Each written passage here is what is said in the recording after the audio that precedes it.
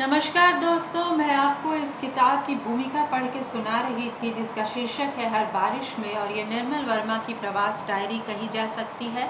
ये उनके प्रवास की कुछ स्मृतियां हैं रेखा चित्र के रूप में, बड़े खूबसूरत अंदाज में लिखी हुई। उनकी भाषा लाजवाब होती है, उनके पास ज्ञान का भंडार है। उन्होंने खुद कहा है बार बार भूमिका में कि ये रिपोर्टाज है या लेख हैं, कहा नहीं जा सकता, उनकी सीमा रेखा पर कुछ है।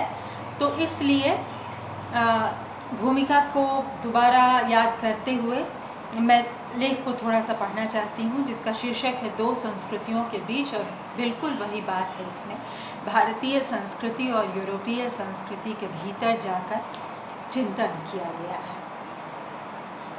यूरोप में कुछ वर्ष रहकर अनेक बार मेरे मन में यह प्रश्न उठा है, वे कौन से तत्व हैं जो किसी देश के सांस्कृतिक वातावरण का निर्माण करते हैं। एक ऐसा अनुशासन जो किसी बाहरी शक्ति, सरकारी संस्थाओं या अकादमियों द्वारा आरोपित नहीं किया जाता, किंतु जो उतना ही नैसर्गिक और सहज है जितना उस देश का भूगोल और जलवायु।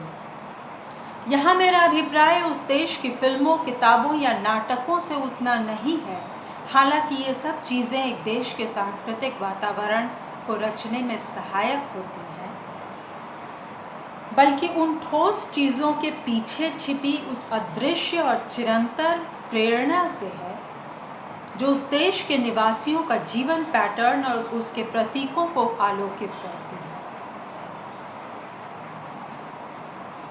यह सही है, प्राग जैसे अपेक्षाकृत छोटे शहर में जहाँ मैं रहता हूँ, संस्कृति के लगभग समस्त साधन आसानी से उपलब्ध हो जाते हैं, जो खुद अपने में अद्वितीय अनुभव है, विशेषकर मुझ जैसे एक भारतीय के लिए जिसने अपने देश में नाटकों को सिर्फ किताबों में पढ़ा है, संगीत को सिर्फ रिकॉर्ड में सुना है और अपने प्रिय कलाकारों के चित्र सिर्फ अनुकृतियों में देखे हैं।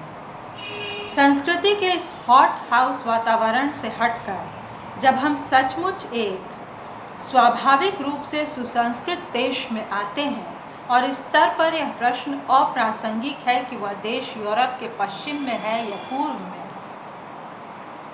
तब पहली बार हमें संस्कृति का सामना मध्यवर्गीय ड्राइंग रूम से बाहर चलते फिरते लोगों की जीवंत प्रतिक्रियाओं में करना पड़ता है।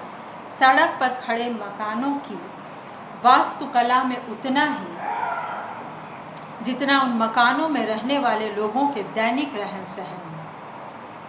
यह अनुभव मेरे लिए कुछ वैसा ही था जैसे जिंदगी भर कागजी फूलों के बीच घिरे रहने के बाद सहसा उन फूल पत्तियों के संपर्क में चले आना जो अपने जीवन के लिए दूसरों पर आश्रित नहीं रहते, खुद अपनी मिट्टी और हवा से अपना रस और गंध खींच लेते हैं।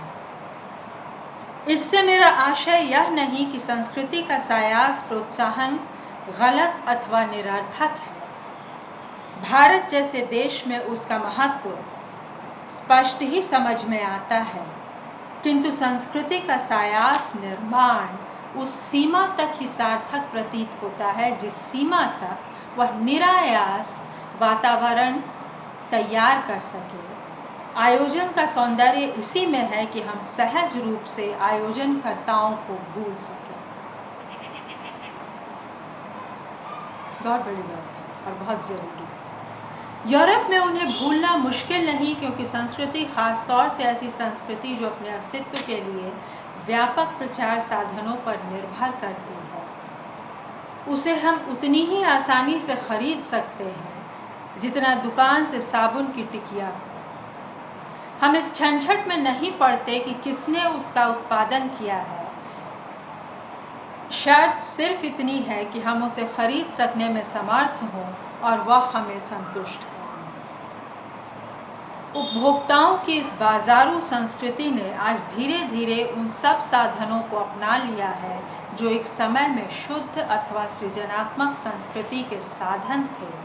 फिल्में, पुस्तक, टेलीविज़न, थिएटर और संगीत। और चूंकि इन दो संस्कृतियों के अभिव्यक्ति माध्यम एक ही हैं, एक घटिया जासूसी उपन्यास भाषा पर उतना ही निर्भर है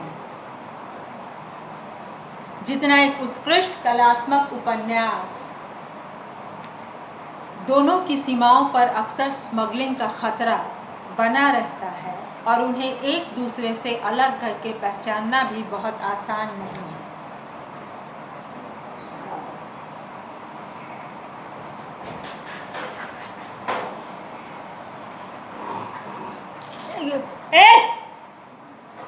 मेरा कुत्ता